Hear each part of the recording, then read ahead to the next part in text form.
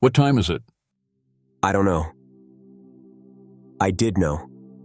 It was 11:55 p.m. I lose motivation to talk properly when I'm tired, although this was definitely an overreaction. At most, it would have taken an extra second to tell him the time. But I wasn't really thinking. I just wanted to get home, ignoring all social interactions. I didn't even look up to see this man's face. He left without saying anything, limping as he walked, leaving me alone at the bus stop, waiting for the final departure of the night. A single minute past midnight was the usual time on the schedule, although it's almost always late, despite only ever having a few passengers at most. My late shift at work had me used to these empty hours of the night. This specific part of town lacked in nightlife entertainment, leaving little reason to be out after dark. The shops were long closed, waiting for the bustling environment of the next morning. Until then, they remained silent. Some had their lights on all night long, spilling echoes of life into an otherwise inactive street. If the rapture occurred with me at this bus stop, it would take a long while for that news to reach me, as I simply continue waiting for an ever later, never arriving bus. These are the kind of thoughts I have as I wait in the dark for the bus. The occasional breaks in these thoughts are often caused by me checking the digital sign above me, displaying an estimated time for all upcoming departures. Expecting to see 5 minutes, or perhaps a more delayed 10 minutes, I hadn't planned on having to read a whole sentence. So, as I finished checking the sign, only then did my mind realize that it had not even seen a number. I had checked the sign, but did not comprehend the content. My double take showed me what I had missed. The next bus is not real. Do not board. I stared for a moment before looking around. What I expected to see, I do not know. Perhaps some pranksters giggling at their work. Or more sinisterly, a shadowy figure looming over to guide this paranormal event. Nothing. I saw nothing. The same street I had become familiar with had nothing new. It remained empty, with me as its only sign of life. So, I waited. It was 11:59 p.m. by this point, so only 2 more minutes remained. On time for what may have been the first time ever, the bus arrived, a single minute past midnight. And here it was, pulling around the corner, approaching the stop. I put my hand out to signal my need to board, feeling relieved that my only way home hadn't been canceled. As the bus approached, I noticed the dark interior. The headlights were on, but the lights inside were all off. I could not make out whether any passengers were on board, or even who the driver was. Being a regular, I know most of the final route drivers. But this time, it was anybody's guess. I got onto the bus, putting down the same change I always do. Bit dark, isn't it? Nobody replied as the doors closed behind me and the bus continued its way forward. I smiled awkwardly, despite knowing that the driver could not see me, and found a seat. I never found out whether there were any more passengers, but I can only hope that nobody else had to go through these next events.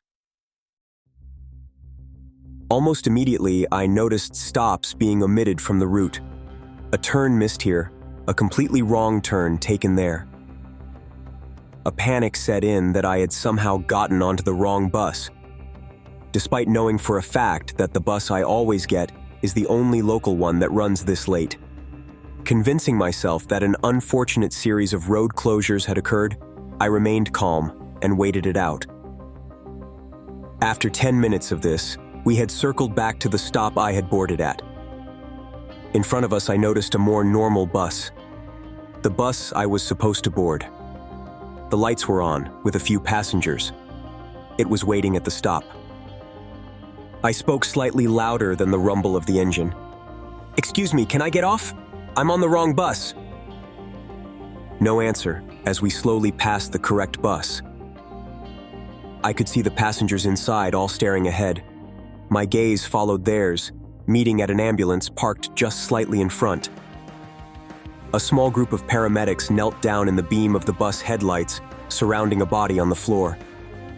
I couldn't make out the body's face, as it was just out of sight, although one leg looked twisted. The passengers looked distraught, whilst the bus driver stood talking to the paramedics. I stood up. "I need to leave at the next stop." As I spoke, I pressed the bell, and the only sign of any internal lights lit up at the front of the bus. Stopping. The sign then immediately turned off. Subsequent bell presses neither made the sound nor lit up the sign. "I need to..." The bus sped up suddenly, the force pushing me back into my seat. As I tried to stand up again, the wheels screeched as we turned a sharp corner without seeming to slow down at all. Again, the force pushed me back down. The speed continued to rise. The wheels on the bus went faster and faster until the outside world became simply a blur. I had never seen a car go this fast, let alone a road vehicle as large as this. I thought for sure that I was going to die, right there. "What are you doing?" I found myself yelling out amid the panic. The driver, for the first and last time, spoke. "I don't know." My mind raced almost as fast as my body was being thrown about. The world beyond the windows soon morphed into a void of black, although the effects of our speed were still evident on my body, as the velocity pushed me in all directions. It felt as though we had somehow gotten even faster, although this may have been the darkness forbidding my eyes of any reference for our true speed. We came to a sudden stop as I fell forward. The fall was violent, but still not as bad as you'd expect for a speed change of that magnitude. My nose hit the floor, causing a great deal of pain. I stood up, holding my face, trying to regain my balance.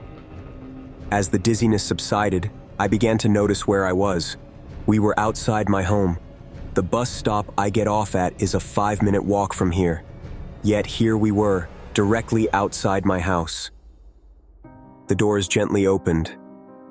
Despite my desire to leave as fast as possible, I found myself walking to the front of the bus. As I reached the door, I stopped. Turning around slowly to face the still shrouded in darkness bus driver, I spoke what I always do. "Thank you." I stepped onto the pavement outside as the doors closed behind me, followed by the bus driving forward into the darkness. I looked down at my watch. A minute past midnight.